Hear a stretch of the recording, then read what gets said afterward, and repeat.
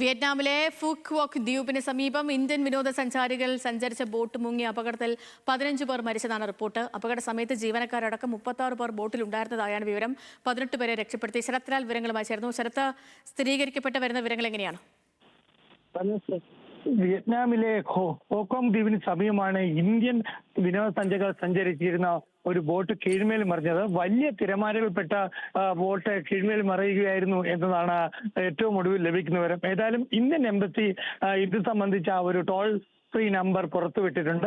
Indian അംബാസിഡറോടും Indian നയതന്ത്ര പ്രതിനിധികളോടും പ്രദേശത്ത് ദ്വീപിലേക്ക് പോകാനും രക്ഷാപ്രവർത്തനങ്ങൾക്ക് നേതൃത്വം വഹിക്കാനും കേന്ദ്ര വിദേശകാര്യ മന്ത്രാലയം ആവശ്യപ്പെട്ടു എന്നതാണ് വിദേശ മന്ത്രാലയത്തിന്റെ പത്രക്കുറിപ്പിൽ വ്യക്തമാക്കുന്നത്.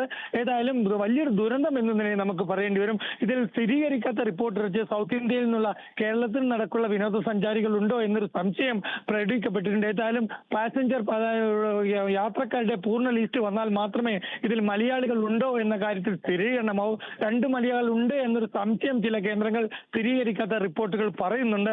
ഏതായാലും ഇക്കാര്യത്തിൽ വിദേശകാര്യ മന്ത്രാലയം ഇത് സംബന്ധിച്ച് യാതൊരു സ്ഥിരീകരണവും നൽകിയിട്ടില്ല. ഏതായാലും അല്പസമയം കഴിഞ്ഞാൽ ഈ അപകടത്തിൽപ്പെട്ട യാത്രക്കാരുടെ പട്ടിക വിദേശകാര്യ മന്ത്രാലയത്തിൽ നിന്ന് ലഭിക്കുമെന്നാണ് പ്രതീക്ഷിക്കപ്പെടുന്നത്. അങ്ങനെയാണെങ്കിൽ 2 മലയാളികൾ ഉണ്ടെങ്കിൽ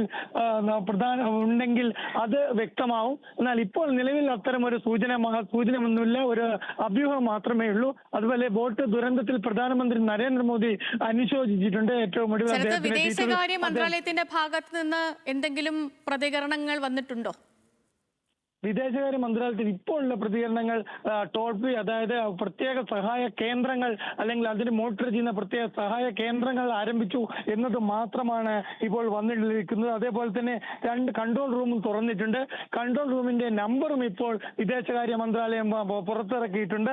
ഈ കൺട്രോൾ റൂമിലെത്തി യാത്രക്കാർക്കും അല്ലെങ്കിൽ ബന്ധുക്കൾക്കും അല്ലെങ്കിൽ അപകടത്തിൽപ്പെട്ട ഏജൻസികൾ അല്ലെങ്കിൽ അത് ആരുമായോ ബന്ധമുള്ള അവർക്ക് ഒക്കെ നേരിട്ട് ബന്ധപ്പെടാമെന്നൊരു പത്രക്കുറിപ്പ് മാത്രമാണ് വിദേശകാര്യ മന്ത്രാലയം പറയുന്നത്. ഏതായാലും ബോട്ടിലെ യാത്രക്കാരുടെ പട്ടിക വിദേശകാര്യ മന്ത്രാലയത്തിന് ലഭിച്ചിട്ടുണ്ട് എന്ന് തന്നെയാണ് ഉദ്യോഗസ്ഥർ വ്യക്തമാക്കുന്നത്. ഏതായാലും ഇതിൽ ആരൊക്കെയുണ്ട്, പരിക്കേറ്റവരുടെ പലരുടെയും നില ഗുരുതരമാണ് എന്നും പറയപ്പെടുന്നുണ്ട്. കൃത്രിമ ശ്വാസോച്ഛ്വാസം നൽകിയാണ് പലരെയും ആശുപത്രിയിൽ എത്തിച്ചത് എന്ന് വിയറ്റ്നാമിൽ നിന്നുള്ള മാധ്യമങ്ങളിലുള്ള ദൃശ്യങ്ങൾ കാണുന്നുമുണ്ട്. ഏതായാലും ദുരന്തത്തെ വ്യാപ്തി കൂടും എന്ന് തന്നെയാണ് പ്രതീക്ഷിക്കപ്പെടുന്നത്.